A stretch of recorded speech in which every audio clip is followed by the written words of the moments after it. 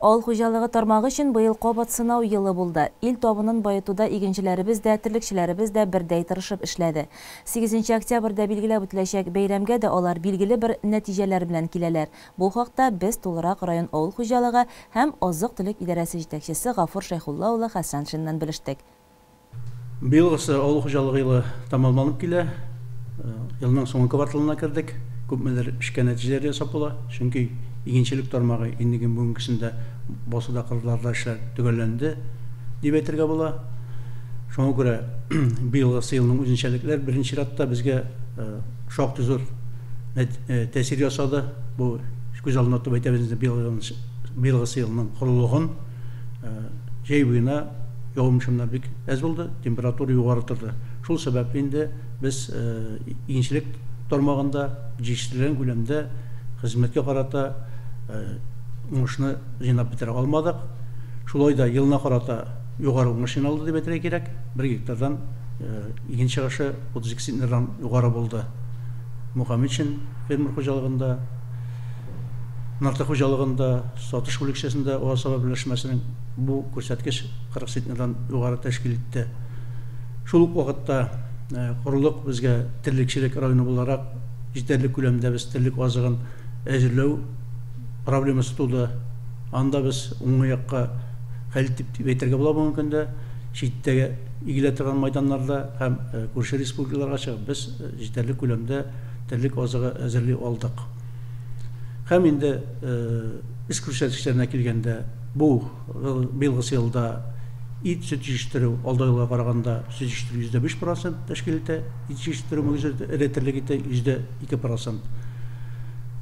Безнең игенче механизаторларыбыз, терлекчеләребез ел дәвамында наклы эш алып баралар. Аларның хезмәте мактауга лаек.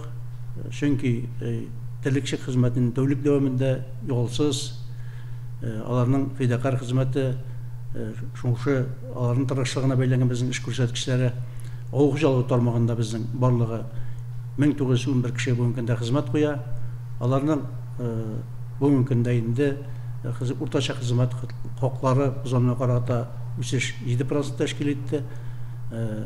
Әмма ләкин әле монда безнең бу өлкәдә экономик күрсәткечләргә килгәндә, ел ымакларына килгәндә быелгы сатып алу бәяләре белән чагыштырып безнең бит инде хезмәт хаклары күбрәк шуңа бәйләнгән. Әйтеп үтәргә кирәк, сөт бәяләренең хәзергә тикелеп узганга караганда 7 сумга кимирәк сатабыз. Һәм инде җыеп алган икмәкләр буенча да сатып бәяләре узганга караганда кимирәк.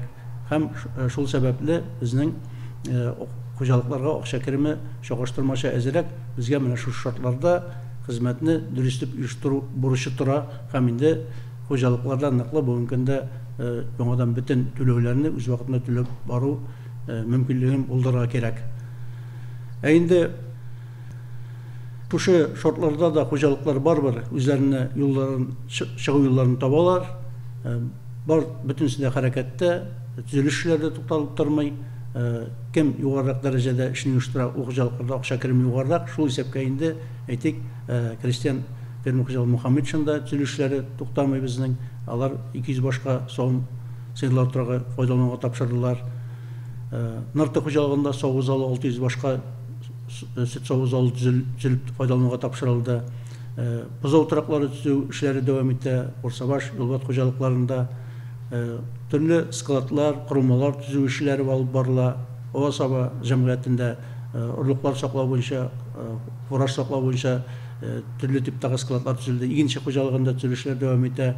Бу инде барыбер дә без шушы мөмкинлекләрдән чыгып, хуҗалыкларда уңайлырак шартлар булдыру һәм инде инфраструктураны яхшырак үзгәртү буенча эшләрне дәвам итәбез. Замана таләпләренә туры китереп, хуҗалыкларда цифрлаштыру программаларында нигезендә эшләү, төрле яңа технологияләр кертү дәвам итә шулай ук.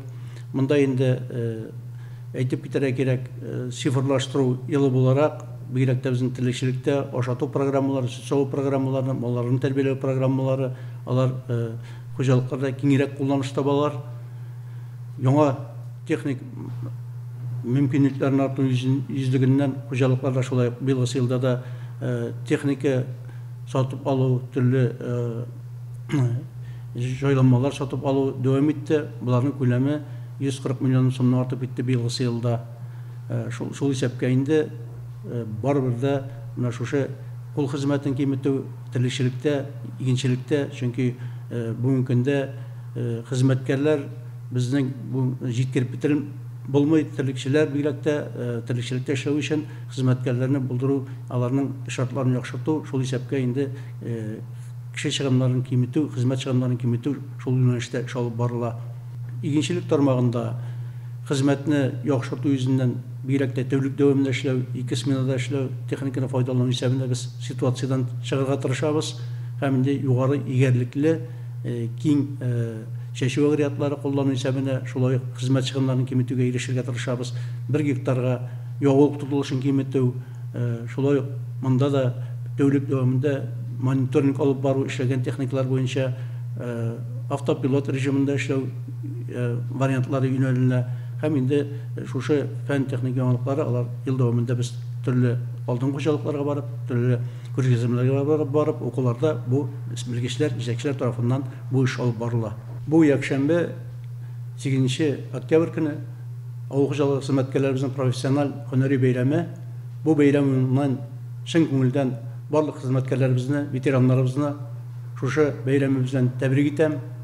Sağlık, selametlik, iminlik dilim her barşasına. İşlerimiz her vakit bulsun, isen sağ bulayık, illerimiz tыныç bulsun, hizmetleri için bik zor rahmet. Beyram bilen.